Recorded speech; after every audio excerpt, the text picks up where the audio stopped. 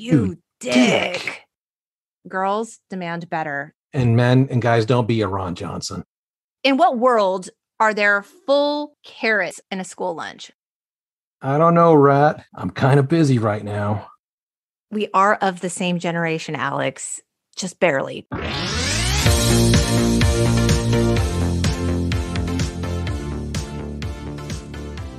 Hello, and welcome to the Untitled Gen X podcast, a podcast dedicated to the pop culture that raised us.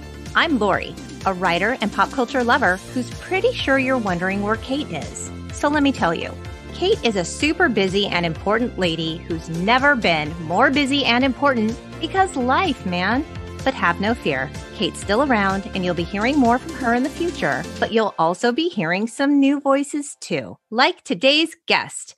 I'm thrilled to welcome my friend Alex to the pod to discuss none other than 1982's quintessential coming-of-age classic, Fast Times at Ridgemont High. But before we get into the sex, drugs, and rock and roll of it all, I'd like to tell you a little about Alex. Are you ready for this, Alex? I'm ready. He's an early Gen Xer, 1965, y'all, baseball lover, killer pop culture conversationalist, and all-around hell of a guy. Welcome to the pod, Alex. Hey, glad to be here. Real excited to be here, actually. I'm so glad to hear that. You've been a big supporter of the pod all through season 1, and I really appreciate that. No, I think what you and Kate have been doing is really, really cool. I mean, I have listened to quite a few of your shows, and I'm a little bit jealous, because this is something that I've always wanted to do myself, but never had the time. But I'm very happy to be on today with you. That's awesome. And you know what? You're the perfect guest because you love pop culture. Yeah. You're a fan of the movies, the music videos, the television. We talk about pop culture quite a lot. Yeah, I grew up in the 80s and music, for example, music is big. All the old bands, the Flock of Seagulls, Duran Duran, music actually takes me to a place. So I'm pretty good at, hearing a song and then all of a sudden I can tell you exactly where I was during that song, what I was doing, et cetera, et cetera. So yeah, it's kind of cool. My wife goes crazy when I'm driving, all of a sudden I'll hear this song. I'll say, I was sitting at, this was 1982. And I was at the gym, the high school dance, and I was really, really scared. I was trying to get the nerve to ask Tina for a dance, So I do a lot of that, and she just drives her nuts. Well, you must have really enjoyed the soundtrack to this film because it was pretty great. Yeah, great soundtrack. It opens up with the Go-Go's, huge fan favorite of mine. But and then that movie itself just kind of resonated with me. Yeah. So speaking of the Go-Go's, we opened to the Go-Go's. We got the beat at Ridgemont Mall. Here we get the first glimpse of our characters. We meet Stacy, played by Jennifer Jason Leigh. Of course, we know her from Single White Female, Atypical, The Hateful Eight, and Linda, played by Phoebe Cates, my husband's ultimate all-time 80s crush. Was she yours? No, but that scene is epic. That's all. It's iconic, for sure. So, of course, we know Phoebe Cates from Gremlins, Drop Dead Fred, and Shag. She's married to Kevin Kline. So anyway, they're working at an Italian restaurant in the mall. Mm-hmm. And what's interesting is Linda, Phoebe Cates, she was actually the youngest in the cast. She was 18 years old. But she was playing the mature mentor of Stacy there. So she was playing age appropriate. So she was playing like a senior, right? Mm-hmm. Did you know Justine Bateman actually turned down that role because she was cast in Family Ties? Well, it's hard to say who won that. I mean, you got Phoebe Cates. I mean, she's got that iconic role and that iconic scene. But then Justine Bateman's got, I don't know how many seasons of Family Ties. I mean, that's in syndication, surely. She's making a pretty penny off of that. Yeah. So I don't know. Hard to say who won that one. Yeah. And in fact, I jumped right into the story, but I didn't even talk about the film itself. It was released October 13th, 1982. The budget was $5 million. And do you have any guesses as to how much it made in the domestic box office? 40 million? No. Okay. So now this is going to sound unimpressive. Okay. Thank you for that. Thank you for aiming high. So it made $27.1 million. That's a pretty good return on investment. Definitely a good return. I don't know. When did it come out? In August, you said? Yeah, it came out in August of 82. So how old were you?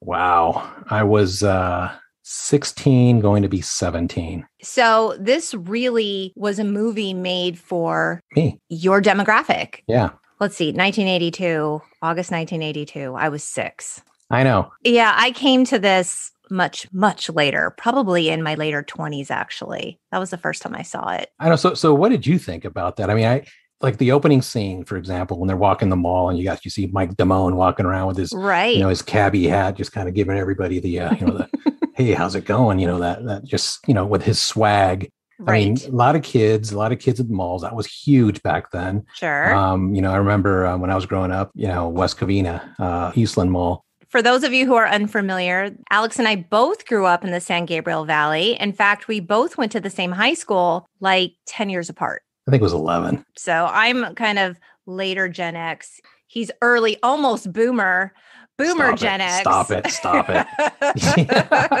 Stop it. But yeah, okay, Eastland Mall. It was the hot ticket. But That's how it was. But that's how it was then. I mean, that's what kids did. They went to the malls and they hung out. They talked. They were, always talking face to face, going to the arcades. If you were a girl, you were hanging out at the, the local shops there, trying to find that next great outfit. If you're one of the guys, you were at the arcade trying to meet those girls that were, walking around trying to find the next fashion statement. Right. Yeah. If you were a guy hanging out in an arcade trying to meet a girl, were you shirtless, a la Jeff Spicoli? Never. Can't say I ever had that. I wasn't. I mean, there were a lot of folks that did that back then too. With their checker Vans, and they tuck the shirt back in, in their pants, and just walk around shirtless. I mean, yeah, I could just never pull that off. Well, I mean, this must have been the generation that the no shirt, no shoes, no service related to, because I don't regularly see people walking around in arcades or malls without shirts on. But, it was a different time. Totally different time. And you could see that in that opening scene. I mean, you just don't see that anymore. Yeah, I mean, the mall was a hot place to be. I clocked a couple of stores that you just don't see anymore. Like I saw a B. Dalton Books. I'm like, oh, B. Dalton, I forgot all about you. Exactly. It's different time, different era. I mean, the kids were totally different, but it was fun. You were too young, obviously, but you're probably still there with your mom holding her hand, walking through the mall. But we were at Gemco. Oh, Me and my mom were at Gemco. Gemco or Fedco, right? So yeah, exactly. This was around the time I started driving. So so I would take that trip out with my friends. We'd go to the mall, hang out at the arcade, and kind of see what happened. Did you see this movie when it came out? Did you see it in the theater? No, I saw it later. You did? Yeah, this was something, unfortunately, that my dad would never ever let me watch. Okay. But I did see it later. I saw it on VHS. Betamax? Not quite that. That you rented from Music Plus? It was actually might have even been Blockbuster, I don't know, or just a local video store. I mean, There was a lot of those local video stores back then. But yeah, so I watched it then, and then it just kind of resonated with me. My brothers and I, we got a good laugh out of it. Great movie. Great movie. And in fact, the film is based on Cameron Crowe's 1981 book, Fast Times at Ridgemont High, A True Story. Now, Cameron Crowe was working as a freelance writer for Rolling Stone at the time, and he went undercover at Claremont High School in San Diego. Of course, administration knew about this. He didn't just show up on campus and pretend to be a student, but he was there to write about his experiences for his nonfiction book. And just a year later, it was adapted into a film. So it's a pretty amazing story. And of course, Cameron Crowe. We have Cameron Crowe to thank for Say Anything, Singles, Jerry Maguire, Almost Famous, Elizabethtown, which I know a lot of people didn't see, but it's one of my favorite movies, and Pearl Jam 20, the documentary on Pearl Jam. Did you ever see it? No. Oh, it's fantastic. I highly recommend it. I'm going to have to check that out. Yeah, you should. The film was actually directed. It was the directorial debut of Amy Heckerling, who went on to direct National Lampoon's European Vacation, Look Who's Talking, and the ever iconic Clueless. So not a bad first film. Nope, not bad at all. And so, like you were saying, at the mall, we see these girls working, and Jennifer Jason Leigh, interestingly, according to IFC, to prepare for the role, she took a job at Perry's Pizza in the Sherman Oaks Galleria Mall. She was 20 at the time. And Jodie Foster was considered for the role, but she didn't want to do it because she was, too busy studying at Yale, as one is. So I can't imagine her in that role. I mean, I think Jennifer Jason Leigh was perfect for that role. Oh, I do too. She had a bit of that innocence too, that the young girl that's trying to find her place socially in high school. And then, just being a little bit naive as well. So, I mean, I don't know that Jodie Foster would have been able to pull that off. Yeah, she did. She had a certain innocence to her, like a wholesome quality that Right. Jodie Foster just seems a little more seasoned. And I really bought into that naivete when she's conducting herself the way she thinks she's supposed to be at that age, rather than really how she maybe wants to be acting. But she's friends with, older girls, and she thinks this is what you do when you like a boy. And so it doesn't really work out that well for her. And we find that out later. We actually find it out in the beginning because, again, trying to fit in, trying to be, like her mentor there. And she goes out with, God, I forgot his name. Ron Johnson. Ron Johnson. Not to be confused with Don Johnson. Exactly. So he asks her for his number, which, by the way, was real smooth. That was a smooth move. I actually have that in my notes. So an older guy comes into the restaurant and the girls are like, go, he's cute. Go to him. And we learn that she's not even in high school yet. She's 15 years old. He's 26. I know. He said that she was 19 or something. Right. She told him she was 19. Yeah, because in the car, he's like, "Are you sure you're 19?" And she's like, "Oh, yeah, I'm 19." So. And he's like, "Oh, okay, cool." okay, cool. Where do you want to go? I don't know. The Point. The Point. Yeah. It was fast times at Ridgemont High. So again, how quickly they just first date and they're at the point, and then what goes on there. Her mom tucks her in at night like she's this little girl, right? And then she gets out of bed fully clothed, and Ron picks her up and I don't know what that was, a Trans Am? It was like a 280Z or something, like a Datsun 280Z, I think. Was that a cool car? I don't know. Well, that was kind of a fast looking vehicle, I guess. But something a salesman would probably drive. Well, it's true. Yeah, so that's funny. Again, laying in bed, trying to be a good little girl. Mommy tucks her in and she sneaks out the window. Who didn't do that back in their high school days? I didn't do that, Alex, to be honest with you. But come on. I didn't. So tell me about sneaking out of the house. What'd you used to go do? And how old were you when you were doing it? It's probably 16, 17, actually. Okay. So it was just, my friends, we'd go up to another spot in the area, San Gabriel Valley, Glendora Mountain Road. And, I would sneak out the window, it'd be maybe 12 o'clock, 1 o'clock in the morning. I'd go out with my friends, and then I'd roll the car down the hill and jump start it. I would jump start it. I would, because I knew that if I turned the ignition, they would hear the car starting up. Yeah. So I would jump start it, and then I'd go to Glendora Mountain Road, and we'd be up there with friends. I don't know. I don't even know what we were doing. Drinking. Well, you know what you were doing. You don't have to share it on the pod, but you know what you were doing.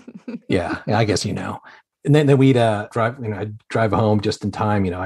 My mom would always wake me up at a certain time. Like 6:30 or something. But I knew that I had to be home by 6:30. So my brother, I'd knock on his window. He'd go to my room, open the window, so I can get in. And then I'd sneak in and I'd grab a towel, put it around my neck. And just around that time, perfect timing all the time, never failed. My mom would walk in to wake me up. And I always looked like I was ready to go to the bathroom to take my shower. So little did she know I had zero sleep the night before. So, but yeah, like I said, it's just fun times. Okay. Well, you have an 18-year-old son who drives. Does he sneak out of the house? Do you have a Nest Cam? Are you tracking this? So I'm on to them. I'm not so worried about my 18-year-old, by the way. I'm going to be more worried about my 15 going on 18-year-old. Uh-huh. But you know what? I'm on to them. There's just no way. They're not going to be able to pull that off. And truly, like, we have cameras in front of our house. We would know. Yeah. I didn't sneak out, but I spent the night at my best friend's house a lot, and she had far fewer rules than I did. So I don't think my mom wanted to know. I think she just turned a blind eye. So what would you guys do? Just pick up the phone and dial Jimmy's phone number, and then as soon as he'd pick up, he'd hang up? No. We had a group of friends that was comprised of boys and girls, and we were all driving. So we would just go to people's houses, hang out till really, really late at night. But I'm always someone who's needed my sleep. So I was never like the person that was into staying out all night. I'm not really very functional without sleep, but it sounds like you could handle it just fine. Oh, yeah. I mean, the grades suffered just a tad, but I mean, You still got into college and you could do that in the 80s. exactly. It's not like that anymore. Yeah, but good times for sure. So we used to hang out at a place called The View, which it's now houses. It was like way up in the Glendora area and it's houses now. Heard of it? Yeah, that was our spot. What was yours called? It was just Glendora Mountain Road. You just find a spot there. Okay. So it wasn't called The Point or like Lookout Point. That was late in later years for me. That was Chantry Flats in Pasadena. So that was, I've been there. yeah. That's like total makeout over there. So where you get to see the city lights. Oh, yeah. Is that why you have such a great view in your backyard now? Is that what you were trying to recapture? It takes me right back to those times. Let me tell you. Okay. We meet Brad, played by Judge Reinhold. You might know him from the Beverly Hills Cop movies. He works at All American Burger. And, you know, his character was actually one of my favorites because he is really feeling himself. Like he feels successful in his job. He was a single successful guy. Yeah. So here he is working at this burger joint. And in a later scene, we see a picture of him like on the wall as employee of the month. Like he takes his job very seriously. Yep. And he's dating a classmate who is also a coworker named Lisa. And Jeff and his buddies, Jeff Spicoli, played by Sean Penn. Right. Which obviously, incredible actor. He didn't even have to audition for this role. He was going to audition and then he was like having a conversation with some of the casting people and they were like, nope, you know what? You don't even need to audition. We like you so much. You've got the role. And for the entirety of shooting, he would not answer to his real name. Like he was Jeff Spicoli. He was in character totally the whole in time character, they shot. Yeah, it was wow. like a real method actor kind of thing. But interestingly, Matthew Broderick turned down the role to care for his terminally ill father. Okay, yeah. So he had to do what he had to do. You got to take care of dad there. Again, he's known as Ferris Bueller, period. Yeah, forever. Yeah. I just don't think he could have pulled off the role of Jeff Spicoli. I mean, he was so great in that, wasn't he? And even his little stoner buddies, played by Anthony Edwards. And of course, we know him from Top Gun and ER, and Eric Stoltz. And this was Eric Stoltz's first film. I remember Eric from initially, early on, I remember him from The Mask. The movie Mask. And Some Kind of Wonderful. Another great movie. And Pulp Fiction and a bunch of other stuff. Yeah. So these guys, these stoners, come into the restaurant and take off their shirts. That was a thing back then. On the first day of school, this is when we meet Charles, the star football player who drives a 79 Chevy Camaro. And Charles is played by Forrest Whitaker. Yep. Another great actor. Yes. And this was his first film as well. The first time you see him, he pulls up into the high school parking lot in Des Moines, was hustling tickets to his to the students, says, oh, there he is. I know him. We go back a long way. Right. He asked for the Earth, Wind and Fire tickets. Yes. Yeah. So, I mean, he was in love with his car. As he said, do not fuck with it. Yeah. And you were talking about Damone, played by Robert. How do you pronounce his last name? Romanus? I say Romanus. He was in Fame, the TV show. He was? Yeah, I was looking at his IMDb and nothing really struck me. Mm-mm. And I was surprised because I thought he was so good in this. Yeah. I'm kind of surprised he didn't have a bigger career. Yeah, I mean, he might have been one of those guys that got typecast into a role. And yeah, it happens. And, and if he wasn't going to be the slick hustler type guy, then very likely wasn't going to get a role. So seems like there's enough movies with a guy like that. Yeah, I hear you. It's a type. But yeah. I mean, he could lean in. I feel like he could have had a really successful career just playing that same role over and over and over again. Exactly. I'd believe it. Me too. And of course, there's Mark Ratner. They call him Rat, played by Brian Backer. And he works at the movie theater in the mall. And he's very earnest and just an all around good guy. So again, Mark is like Stacy, right? He's just looking to be, a little bit more like Damone. Wants to get the girl, he'll do, almost anything to get the girl. Right. I mean, but he's not crazy as most guys, I guess. He wants a girl, but he wants to be completely respectful in the way that he does it. You can see that when he goes through when he has his first date with Stacy, how he's kind of like petrified. Yeah. And what's interesting is, he's counting on Damone for like all this advice with the ladies. And Damone acts like he's such a cool guy in such high demand. He has all this experience. And really, when Rat needs help and he calls him, like he's just home on a Saturday night. Like he's not out with a bunch of ladies. He's not out living large and having this amazing social life. Like he's home watching TV. Watching TV and drinking a carton of chocolate milk. Right. I don't know, Rat. I'm kind of busy right now. With his little solid state television in the corner there. And it's funny because it's like Stacy wants to be more like Linda and Mark wants to be more like Damone. Right. Really, I don't know that either of these people are necessarily worth aspiring to, but I guess these young kids don't know it yet. Yes, they want to fit in, right? It's what we all want. Exactly. Back at school, this is when we first meet Mr. Hand, the U.S. history teacher, played by Ray Walston, who is known for Popeye, The Sting, and I think My Favorite Martian, too. I think I read that. That's how I remembered him. Okay. And even, that was way before my time. And even Paint Your Wagon. I think he was born in 1914. He played a good role there as that history teacher. He was fantastic. I mean, didn't we all have a teacher like that at some Absolutely. point? Especially, writing on those chalkboards and, passionately writing on the chalkboards, tap, tap, tap, tap, tap, and underlining and having the chalk break in their hands. And right. And like a teacher that takes attendance and punctuality so seriously. Oh, exactly. And he's going around telling everyone, like, these are the rules of my classroom, removing students' hats because it's disrespectful. Don't eat in my classroom. He locks the classroom door when the bell rings. Actually, I have a funny story about this. Okay, so in college, I had a math teacher who used to lock the door once class started. It was like, if you weren't there on time, you weren't attending the class. So I was on my way to school and I got in a car accident. So I was late. It was my first class on a Friday morning. So I go to the door. I knock on the door. He opens it 2 inches. Yes, can I help you? And I'm like, I'm sorry, I'm late. I got into a car accident. And he's like, oh, okay. He opens the door. Go ahead, sit down. So I sit down. I shit you not. It was a Monday, Wednesday, Friday class. This happened on a Friday. Monday morning, I'm on my way to school. I got into another car accident.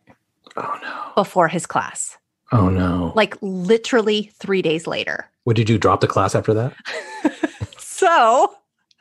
I mean, this is just my dumb luck. Like, these are the things that happen to me, Alex. Like, this is the person I am. So, tail between my legs, I go to the class. I knock on the door. He opens the door, 2 inches. Can I help you? And I said, okay, you're not going to believe this. I was almost in tears. I got into another car accident. And my eyes were just full of tears. He's like, are you serious? And I said, I can't make this up. I was laughing and crying simultaneously to him. He didn't know what to do with all of my emotions. Funny. He's like, I'm so sorry. Go ahead, sit down. And I sat down in his class and I just silently wept the rest of the period. I had no business going to class that day. I just should have not gone. But I took school really seriously. I wanted to be at his 8 a.m. class. I tried. I was a good student too, but I'll tell you what, if that had happened to me twice, it wasn't meant to be. I would have just dropped the class. So these two accidents happened so close to each other. And my stepdad, I was living at home at the time. He was like, right. Be careful. Accidents happen in threes. And I was like, oh, you're so dumb. Don't even. Guess what? I got into a third accident that month. You got to be kidding me. I am not kidding you. And I don't even want to say this on the pod because I feel like where's some wood? That's fake wood. I feel like I'm jinxing myself, but I haven't been in a car accident since. 3 rear ends in 1 month. How does that happen? I don't know what to say there. I wasn't a good driver. Let's be fair, but still. It was before the era of cell phone, so you weren't distracted unless you were listening to your Kiss FM or something back then. And my pirate radio. Or pirate radio, whatever it was back then, singing along. I mean, what happened? I mean, either the guy behind you or the person behind you wasn't paying attention. Sudden braking. I mean, come on. It was probably sudden braking on my part. I was not a great driver. If Kate was on this podcast right now, she would be saying, oh my God, she almost killed me 1,000 times. So yeah, I wasn't a great driver, but still 3 times in 1 month. Yeah, that's can't say I've ever heard that before. Yeah, well, you have now. So I don't know that Mr. Hand would have been sympathetic to me, but thankfully my math teacher was. So last thing about the classroom, Mr. Hand, chalkboards, right? Yeah. Our kids do not know or have not seen a chalkboard.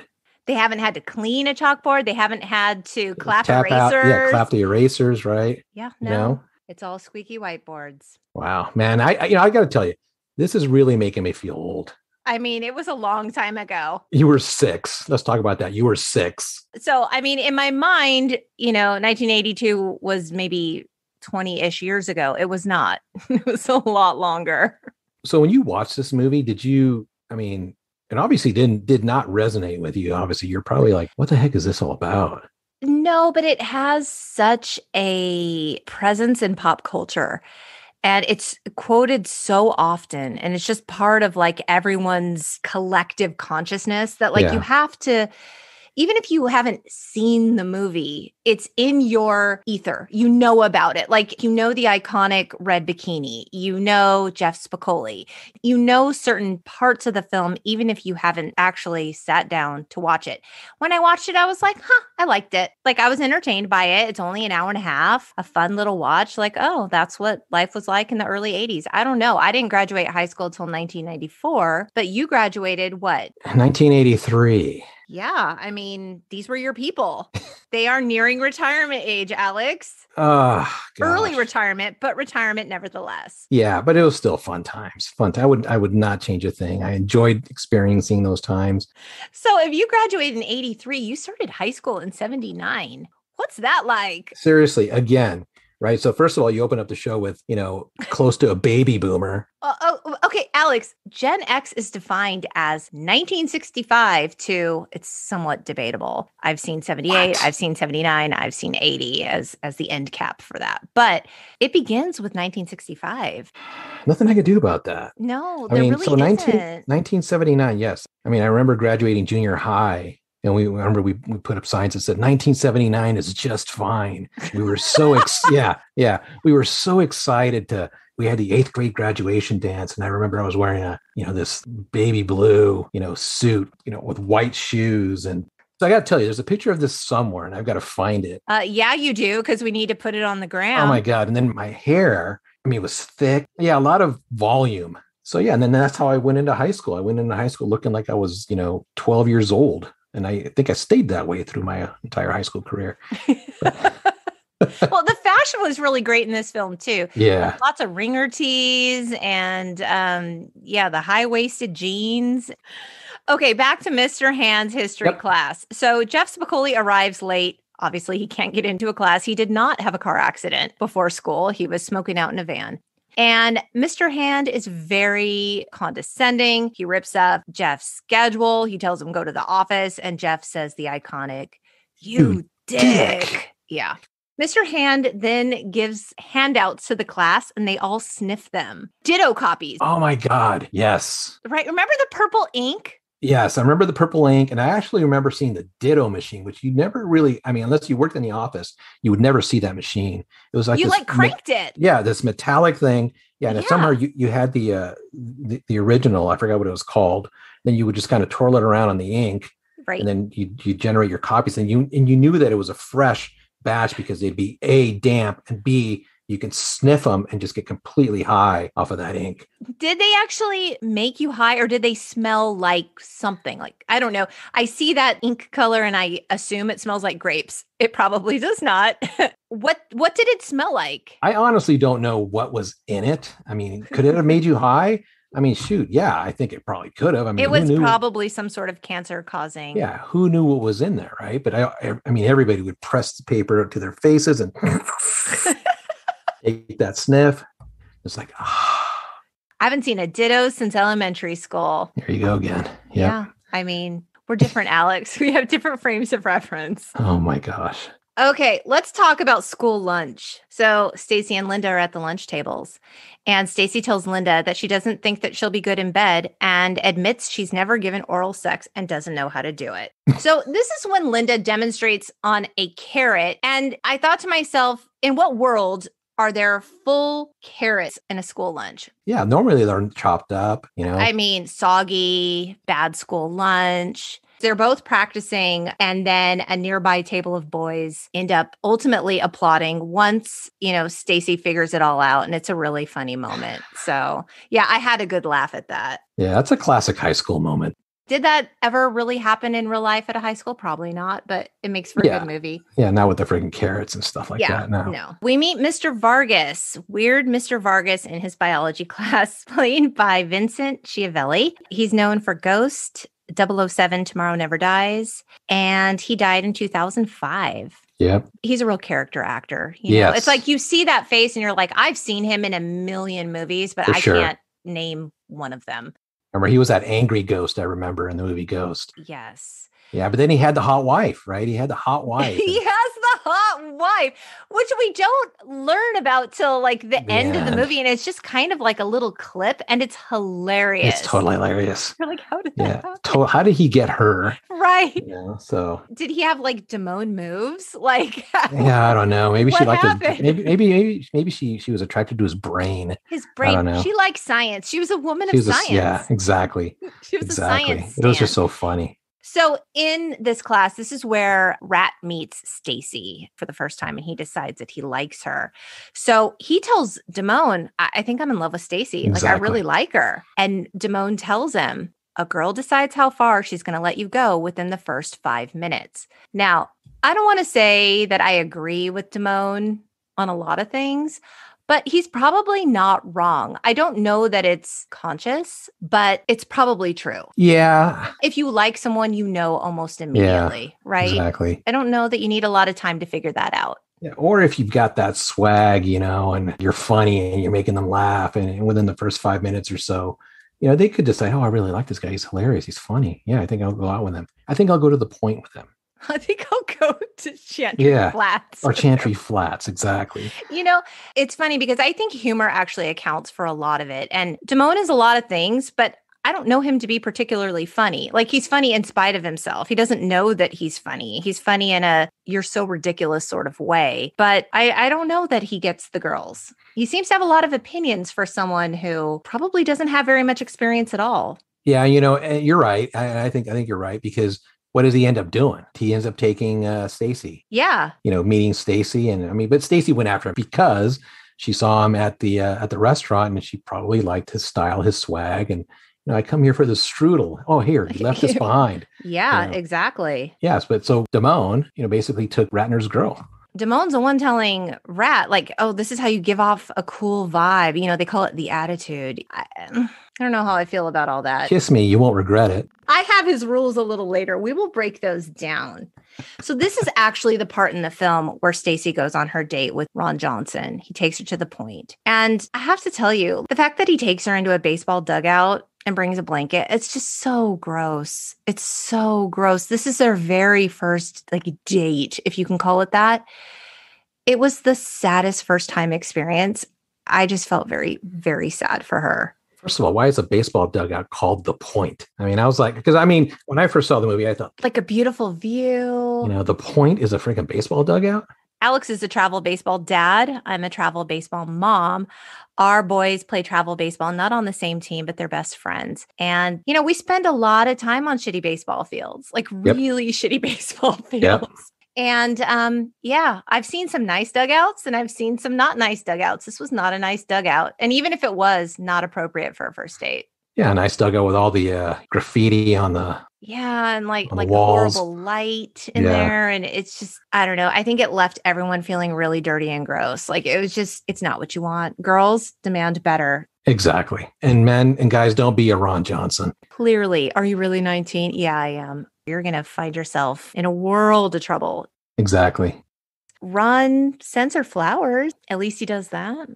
What was the message? What did he say there? Thinking of you, love, Ron Johnson, if I recall. Did he sign his full name? Yeah, a full name. And she's thrilled to see the roses or flowers initially, and then realizes, oh shoot, have mom and dad seen this? And then that's when you see Brad pulling out, and she runs the roses over there. Hey, have mom and dad seen these? Brad with his 1960 Buick LeSabre. She's like, can you get rid of these? I don't want anyone to know about them. So, I mean, we find out later around Christmas time that the last time she heard from him was in November. So that was a one and done, unfortunately. At All American Burger, Brad, thinking he's the shit, he's telling this new hire that me and Lisa, we've been dating for 2 years and, the sex is great, but like I'm a senior and I need my freedom. That's when you hear him say, look, I'm a single successful guy. I'm a single successful guy. I owe it to myself to, date other people. Okay. Well, like in the very next scene, he tells Lisa, I want to go to the point with you. And she's like, I don't want to use sex as a tool. Does this mean they haven't done it yet? And he was just lying to that guy? He was just lying. He was just posturing or flexing, as the kids say these days. Flexing, yes. Rat still has it for Stacy, and he finally works up the courage to ask her for her number, but he needs some help. Like, he needs some help with the ladies. Like, I have this phone number. Great. What do I do now? So this is when he enlists Damone's super successful 5-point plan to get the girls. Let's see if you agree with these. Number 1, never let on how much you like her. I would have totally failed that one. I was a bit of a Ratner guy in high school. Like a nice guy. Yeah, I mean, if you're a bad boy, if you're Ron Johnson, I guess, I can't hear that name without laughing. Exactly. Okay, never let on how much you like her. I mean, I guess I kind of understand that whole, you got to play it cool. You don't want to scare anyone off. But then again, like if you really like someone, I don't know. I would have totally failed that. That's all I could say, Lori. I would have been like flowers. But it's hard to hide it, right? Like if you really like someone. Agreed. Yeah, and that would have been my problem. I wouldn't even be able to hide it. I mean, I probably wouldn't be able to take my eyes off of her. I mean, to the point where I'd be like the weird guy. Yeah, who is this creep? Somebody save me. With your partner, did she know right away how much you liked her? Like there was no question, or were you playing it cool? I was not playing it cool. You were not. I was not. I absolutely was not. She knew. She definitely knew. But she would just keep cool. I mean, as mature girls would, I guess, right? I mean, yeah. Okay, number 2. Always call the shots. Kiss me and you won't regret it. I could have never pulled that off. I mean, no way. Kiss me and you won't regret it. I would have gotten a laugh and then the walk away. Yeah. Well, it's a big promise. So kiss me and you won't regret it.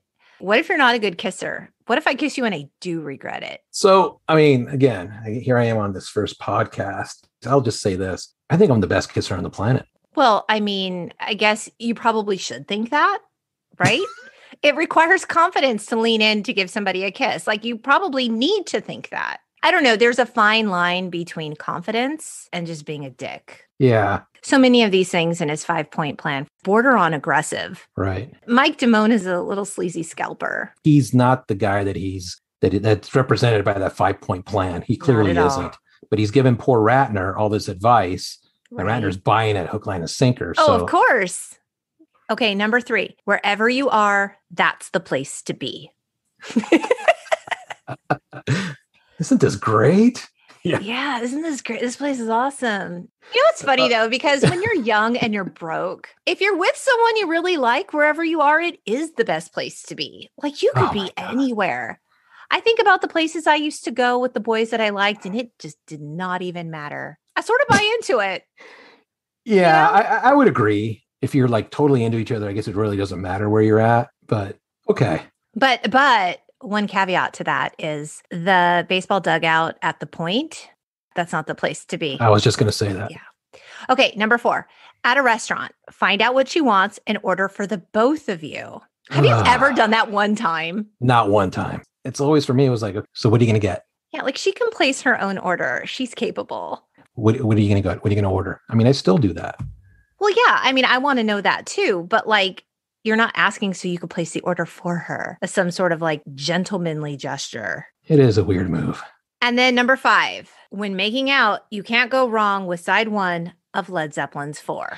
That's hilarious. Yeah. Thoughts on side 1 of Led Zeppelin's 4? No way. No way. Again, it's Rat totally buying into all the garbage that Damone is throwing out. There it is. Side 1. And you can see Stacy totally uncomfortable. First of all, loud as hell. There's no way they could have conversation. I'll tell you this. On their date, on the way to dinner, Rat puts on Cashmere, which is actually not on Led Zeppelin 4. It's Oh, on Physical Graffiti. And that's because producers couldn't get the rights to Led Zeppelin 4. oh, wow. Yeah. But okay, at the time, did you have a signature like makeout album? What would you have chosen? Oh my God, you. Well, it's not necessarily an album. I mean, it was a song, and I love Main Street by Bob Seger. Okay. And to me, that was my song. That was your song. Yeah, that was my song. Your song that you just loved, or your makeout song? My makeout song. Oh, interesting. I don't think I had a makeout song. Yeah, I was really into show tunes in high school. Show tunes. I really love musicals, and yeah, musicals in 70s easy listening. But I don't know. I was a late bloomer. I don't think I really had an album, and I certainly never put the energy into a mixtape for that. That's okay. Not everybody has that, right? Yeah, I don't need a soundtrack to that, I guess. Yeah, no, you don't. It's your moment. But it doesn't include Led Zeppelin's 4, so at all. So they go to this restaurant. What kind of restaurant was it? It almost reminded me of a Northwoods Inn. Sort of. Was it a German restaurant? It was a German restaurant. Yeah. He realizes, oh shit, I don't have my wallet. Exactly. And, we talked about this a little before when he calls Damone and asks him to bring his wallet to the restaurant. I don't know. I'm kind of busy.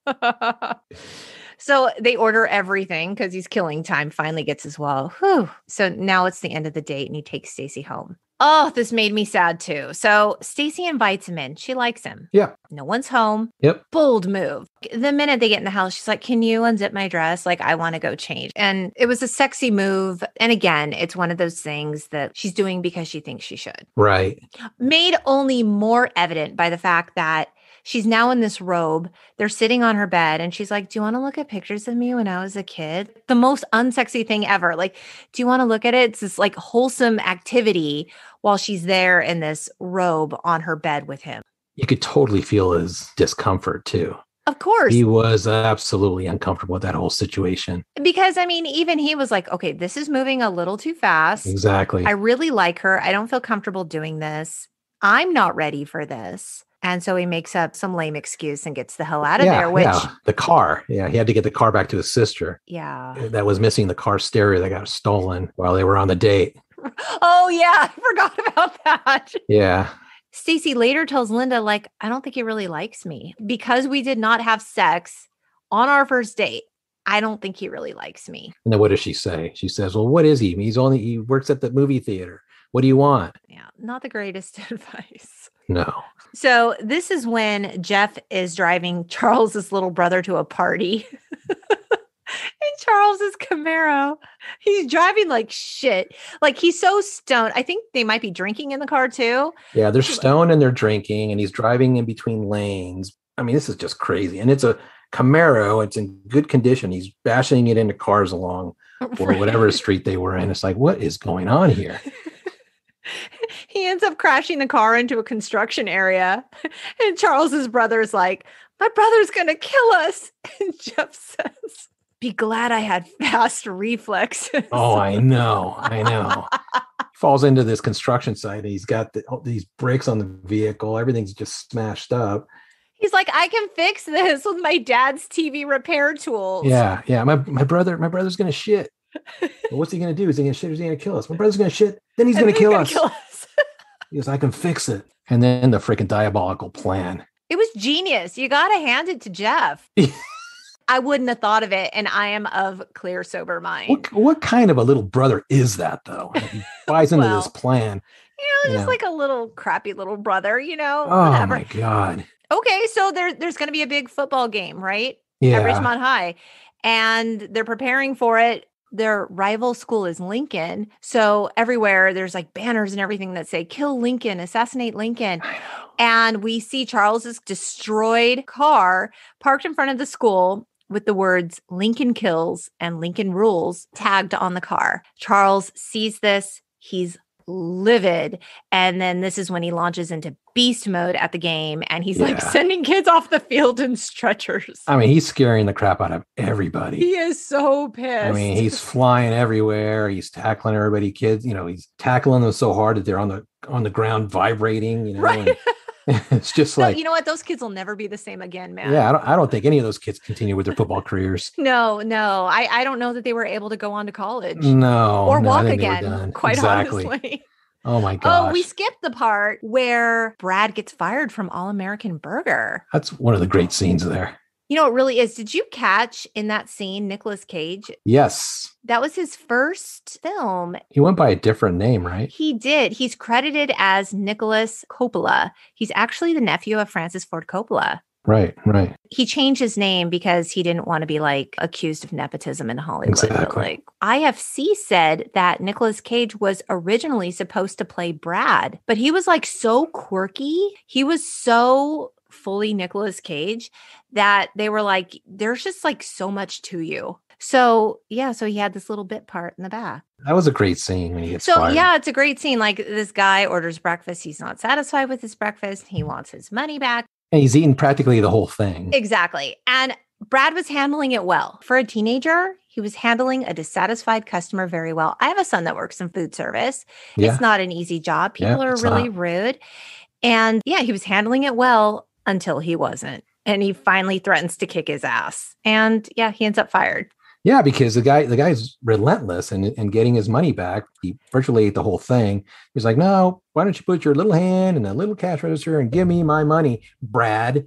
Yeah. And poor Brad, he needs to fill out a form. He was just following policy. He's following procedures, right? So then finally he calls him a moron or something. And then Brad stands up and he says, sir, if you don't shut up, I'm going to kick 100% of your ass. I was like, oh, that's a classic scene. Yeah. My kids, my sons love that scene. I've used that line on my sons many times. Yeah. Like, if you guys don't shut up, I'm going to kick 100% of your ass. They're like, oh, we better listen. Yeah, exactly. So, Brad's not having a good life. His senior year's not going well because Lisa breaks up with Brad at the school rally.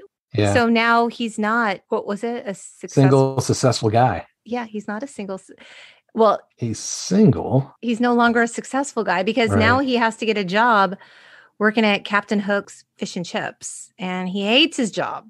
That nice little uniform. Yeah. I mean, the boys at IBM want their lunch and he's taking his uniform off because he's going to make the drive to IBM to deliver their food. And then was the boss, Brad, what are you doing? You're a representative of Captain Hook Fish and Chips. You need to wear your uniform. That uniform is our brand. Right. You got to put that on. So he's reluctantly wearing this in the car, right? Yeah. And a hot woman drives by, which, by the way, the woman, do you know who that was? Yeah, Nancy Wilson, who was Crowe's then girlfriend, later his wife, now his ex-wife. Wow. He's thinking, this woman's checking me out. She's smiling at me. Really, she's laughing at him. He checks a glimpse of himself in the mirror and is like, shit, I'm wearing my pirate's hat. He throws it out the window. But first he ate that food, which is like, ugh. And he realized it was so bad. This is why I don't get food delivered because I don't trust someone else's hands in it. Oh, agreed. No, That's totally. you. And he throws everything out the window. I know. We're now at Stacy's house and Linda and Stacy are laying out by the pool. And Linda, I sent a letter to Doug in Chicago. He works at an airline. Like, she's got this great love. Yeah, this accomplished guy. And he's older. And right. So he's that guy. And so Damone and Rat surprise Stacy at home. They want to go swimming. And the boys jump in the pool and begin to play. And Stacy joins in. They're just, it's good, clean, fun. And Linda's annoyed. And she's like, I don't even want to be a part of any of this. This is stupid. She doesn't like those boys. No. And this is when Brad comes home from his shitty job. And he's all like sad. Yeah. Can you keep it down? I have some work to do. And he goes into the bathroom and he sees Linda in her red bikini from the bathroom. Iconic scene. Here we go. Iconic scene. And she looks great. Phoebe Cates, beautiful woman. And so he begins to fantasize about her taking off her bikini top and kissing him while he pleasures himself. In the middle of his fantasy, Linda comes in the bathroom. She opens the bathroom door and catches him. Doesn't anybody knock anymore? The most awkward moment. And what I loved the most about it was it just ended. They never talked about it again. No, that was the end. Yeah. And so, of course, that's the scene that all the YouTube clips are of because we get to see Phoebe Cates topless. Oh, my God.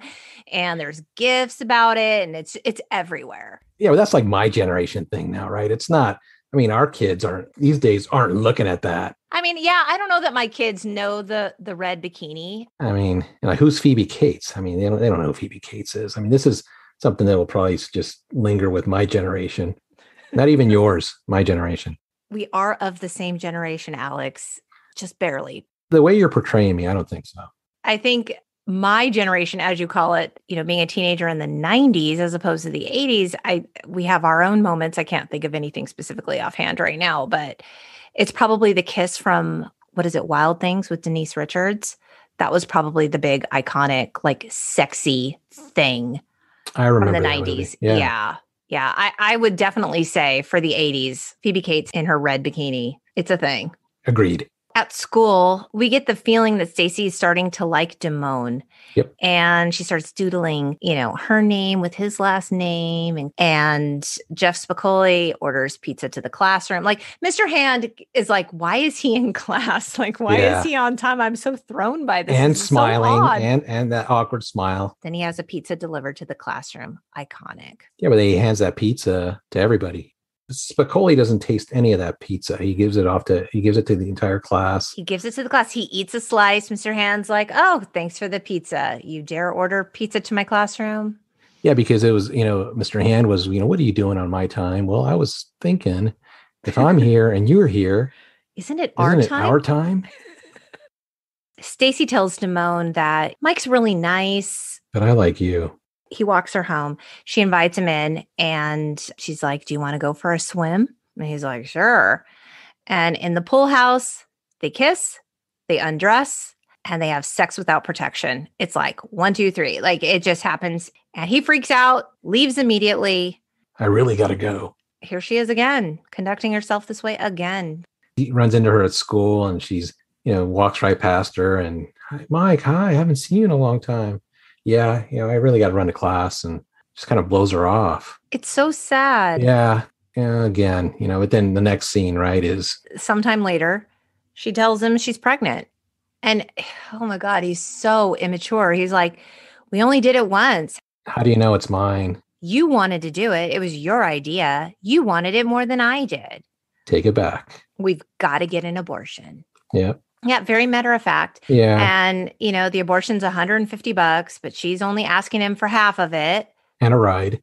He's getting off pretty easily. This is a tough scene.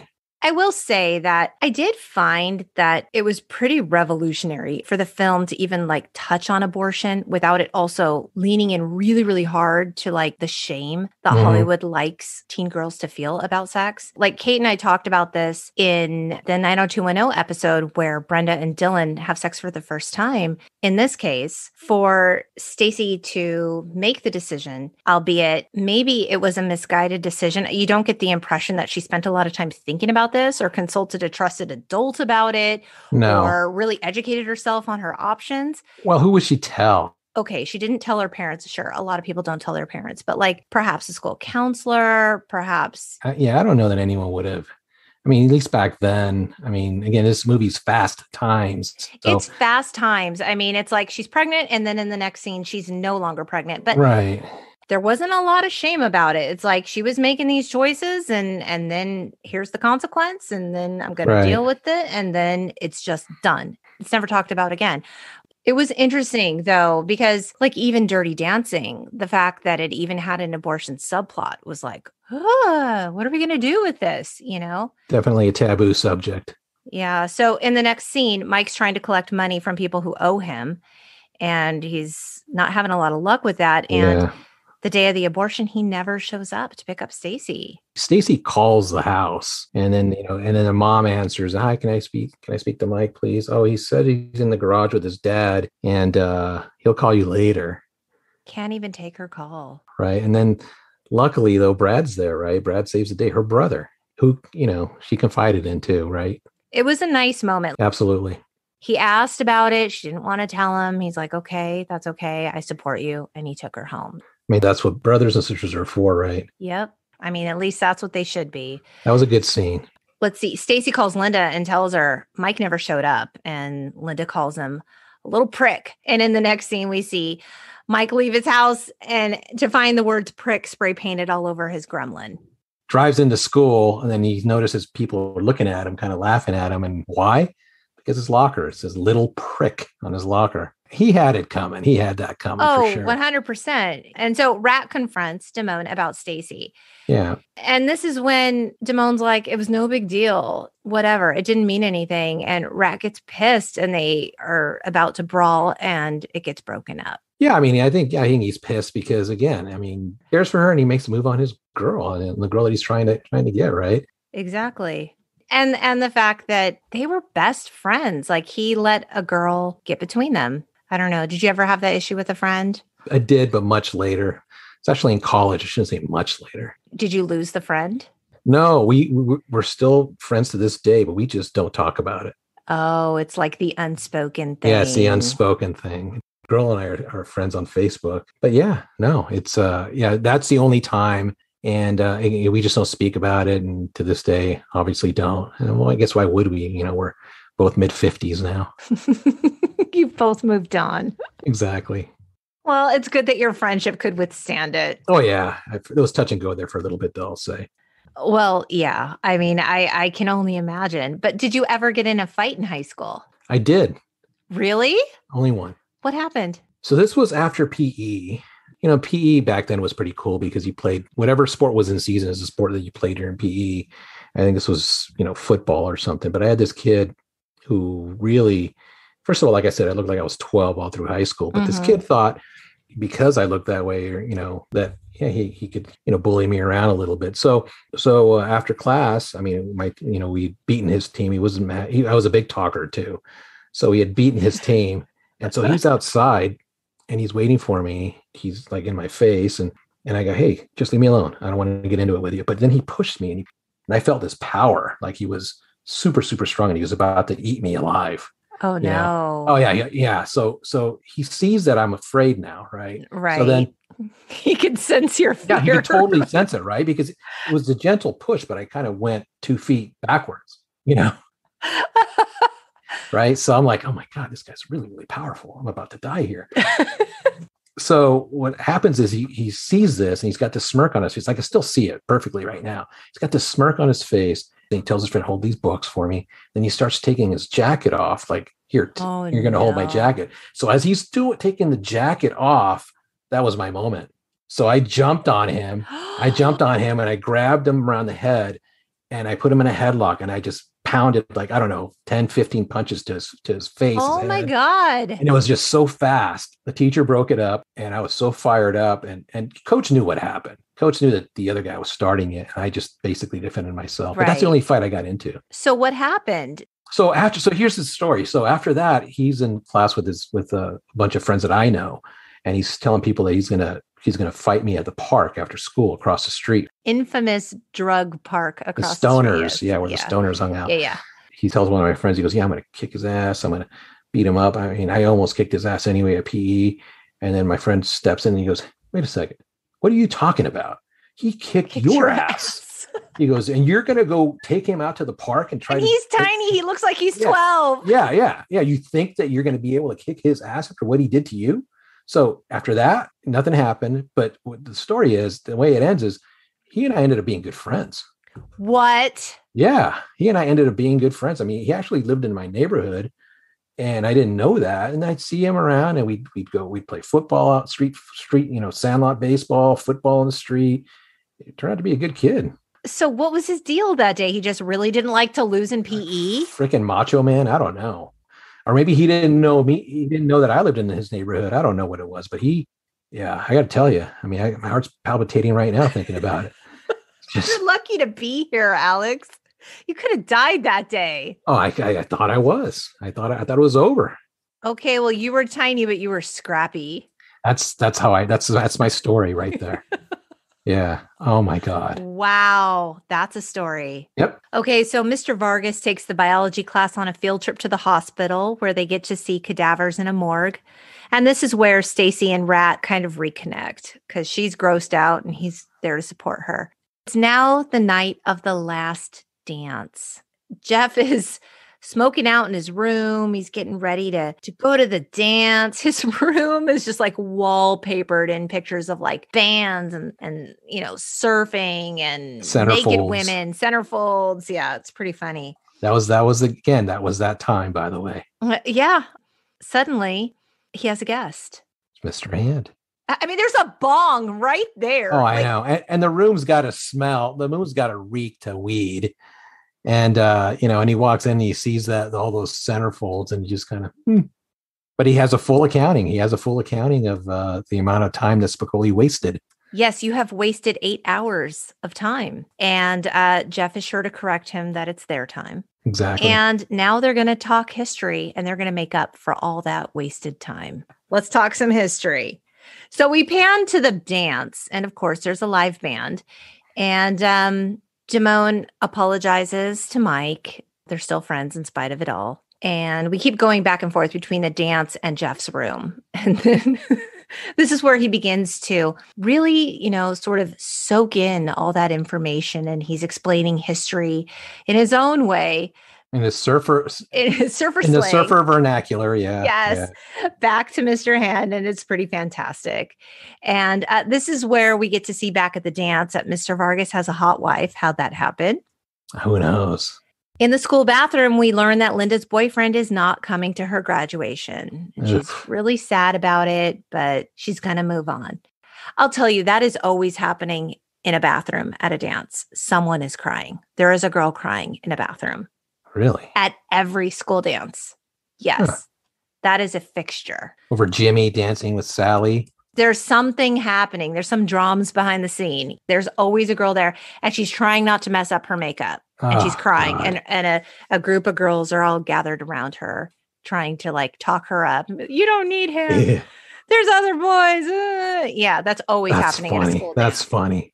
Later at the mall, Stacy ends up telling Linda, like, you know what? I'm not looking for sex. I want romance. So she's decided this way of life is not really working out so hot for me. I want more out of a relationship. She wants romance. I want romance. And she finally gets it, right? She gets it on her own. In that sweet moment, she gives Rat a photo of herself and she tells him, call me. Yeah. And then Rat has this awkward, well, I can't. I'm going to be on vacation. Come on, man. Right. And then she slides him the photo and he's like, yeah. God. Well, he's trying to be cool, right? Trying to be clueless, I think. That's not cool. You think he's trying to be cool? Never let on how much you like her. That's right. Okay. Rule number 1. Okay. So now we pan to a convenience store. Brad, this is now his 3rd job during this film. I know. So he's working at like the mini mart. And did you know that I don't go into convenience stores? I did not know that. You mean, I don't like you've them. Never been into an A&P? No, I mean, I've been in them. It's not my favorite place to be. I don't like them. I feel nervous in them. I feel like they get robbed. There's always dudes hanging out on very tiny bikes in front of convenience stores, which I never like. Where do you go though? I mean, like every 7-Eleven ever. Yeah, I don't step into 7-Elevens. I agree there. I mean, is there a difference between a 7-Eleven and I almost said a Special K, a Circle K? I mean, I don't know, an AM/PM. Like they're all the same to me. Yeah, I agree. I mean, that's a wholly different podcast if you ever want to go into, the different brands of C-stores. But I mean, they're different. I mean, they are different. Okay, they're different. They're still not my favorite place to be. Like, I would rather go into an Albertsons grocery store and stand in line for 10 minutes to buy a water. Yeah. Than pop into a 7-Eleven for 2 seconds. I don't feel safe there. I'm told regularly by the people in my life how stupid that is. Well, I'm not going to say that to you this time. I'm going to spare you that. Yeah. You know why you're not going to say that to me? Because look what happens in this convenience store. Like there are reasons I feel this way. So Brad's working there and Jeff comes in to use and asks to use the bathroom. And while he's in the bathroom, a robbery takes place with a gun. And it's a very scary moment. And it's foiled only by Jeff coming out of the bathroom and distracting the gunman. And Brad throws coffee on the robber. He grabs the gun in a super badass moment and he saves the day. Yeah. All right, Hamilton. Yeah. So then this is when we get title cards. Now, the director, Amy Heckerling, she actually did not want to reveal the futures of each character. She just kind of wanted to leave it open-ended, but Universal Pictures insisted on them. So this is what we got. Brad, it says, Brad is made manager of the convenience store. And yeah, he is now a single, successful guy again. Yeah. Exactly. He's back on top, if you will. Mike Damone is busted for scalping Aussie tickets, and now he works at a 7-Eleven. So now his life is in danger also. Linda is attending college in Riverside. She's living with her abnormal psych professor. Oh, my God. Because of course she is. Yeah, how appropriate. For sure, that's appropriate. Right, that was so perfect for her. Yeah. Rat and Stacy are in a passionate love affair and still haven't gone all the way. Perfect. Yeah.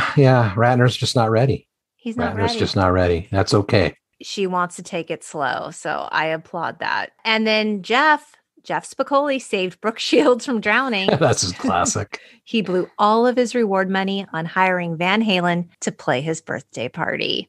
Hey, that's how it has to be with Spicoli right there. I mean, it tracks. Yeah. Exactly. So that's the end of our iconic film. What's interesting, though, is this film is obviously so beloved, right? Yep. It holds a place in cinematic history. Everyone loves it, but the critics really didn't. And I want to talk to you about Roger Ebert because Kate and I talk about him a lot, and we never agree with his reviews. He said at the time in 82, the whole movie is a failure of taste, tone, and nerve. The waste of a good cast on erratic, offensive material hasn't been thought through or maybe even thought about. His review went on to talk a lot about how Jennifer Jason Leigh is so talented and how her talent was like fully wasted on this film. So what do you think about that review? I mean, first of all, he's not going to relate. I mean, what generation is he? Was he the baby boomer generation? I mean, I don't even know. I don't know. And then look, it's high school. This is what happens in high school. At least back then. This is apparently what was happening in Claremont High School in San Diego. Right. Exactly. Right. So, yeah. I used to, watch the show Siskel and Ebert, and I always, found it, they were just a little too uptight for me. Too uptight to have an open view of these movies. I don't agree with him at all. I do agree Jennifer Jason Leigh was very, very talented, as we saw later on. Obviously Sean Penn did a fantastic job for Forrest Whitaker. Right. And then, you had Brad, what's his name? Judge Reinhold. Yeah. Mm-hmm. He was also the close talker in Seinfeld. Oh, yeah. Yes. Yeah. So all those kids, did some great things later on in life. This was just a movie. This is how they broke in more. Some of them he called it, he did say a good cast. Okay. Right. On erratic, offensive material that hasn't been thought through or maybe even thought about. But that's high school. That's high school. We could have gone much more in depth on a lot of these issues, like the abortion, for example, and we didn't. It was just too fast paced. It was fast times. Like we were moving on to the next thing. Exactly. And then, he might have been offended by the posters in Spicoli's room, which again, same thing. It was big in that time. If you were a young man, a young kid, you had posters in your room. Did you have centerfolds in your room? So I did have a lot of posters. Okay. But it wasn't the centerfold variety. One of my favorite places to hang out was Tower Records. Oh, yeah. So I loved, obviously, the music, right? But then they also had an amazing poster section. Okay. And they had, in those poster sections, there were some scantily clad women.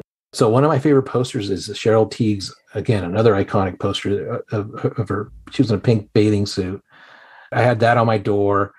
I had a Linda Carter poster. Linda Carter, Wonder Woman? Yeah. God, she had an amazing poster. Okay. I had a couple of Cheryl Teague's posters, and I put them up on the wall. But there was one that I had of a Playboy centerfold that I just could not buy. I had to buy it.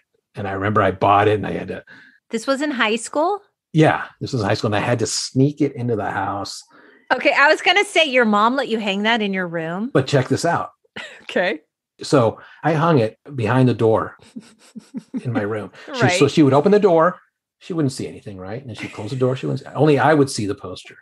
Genius. Right. So that poster was there. I mean, until I left the house. So a couple of years it was there, and I had to take it with me. So, but yeah, that was the time. I mean, everybody, and even, my friends, I mean, some of them, their parents didn't care. They had centerfolds on their walls. How would you feel if your sons wanted to put centerfolds on their walls? You're going to ask me that question. I mean, obviously, I'm going to ask that question. You have an 18-year-old and a 15-year-old. So again, I would not be, I mean, that's just not a thing that they do, right? These days, it's about the gram. They can get all their content there. Yeah, they don't have to work for their porn. It's easily accessible. Right. So there's no posters and stuff. I mean, how would I feel? I think mom obviously would be very, very pissed off. Yeah. I would have to kind of, I'd have to side with mom. Hey, look, man, you can't have this poster up there. This stuff is just so easily accessible now. I feel like you should have to work for any, scantily clad imagery. That shouldn't just be there for the taking. And yet it is. It's everywhere. So what can you do? I mean, back then it was a bit tougher. You're absolutely right. Yeah. Yeah. So that's why I think Ebert was a little offended. It offended his delicate sensibilities. Yeah. So Ernest Leogrande of the New York Daily News said, "What it doesn't have is a clear point of view, something that would make it of more interest than leafing through a high school yearbook." I think it was intended to be a slice of life. I don't know that it was intended to really teach us something. I don't think there was a big moral lesson here. And that's what I go back to, right? I mean, this is a snapshot into high school life in 1982. Yeah. This is what it is. We kind of have to take it for face value. Were you entertained by it? Were the characters different and unique enough? Was the music great? Yes, it was. Absolutely. Okay, so what Variety had to say was, "The nice thing is that Crowe and director Amy Heckerling have provided something pleasant to observe in all these characters, though they really are sadly lacking in anything gripping." I don't actually think that's true. I think Stacy had the most gripping storyline, but maybe the rest of their storylines were a little surfacey, but still entertaining nevertheless. Yeah, I mean, so you're right, Stacy, and maybe to some extent Ratner as well. I would agree with that. Yeah.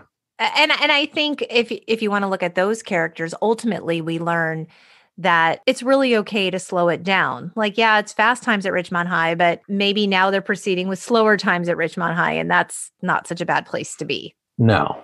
What's interesting is the high school scenes for this film were filmed at Van Nuys High School and Canoga Park High School.